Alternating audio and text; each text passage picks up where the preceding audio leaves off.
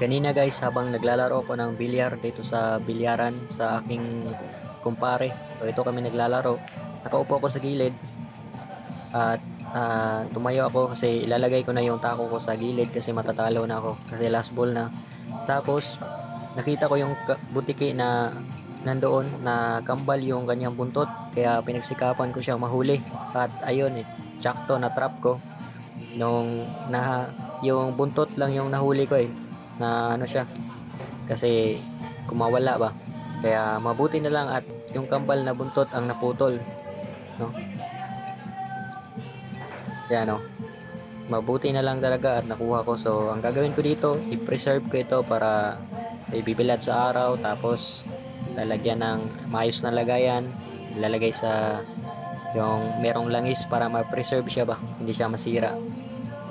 So ito yung ano guys, ito yung butike na yon.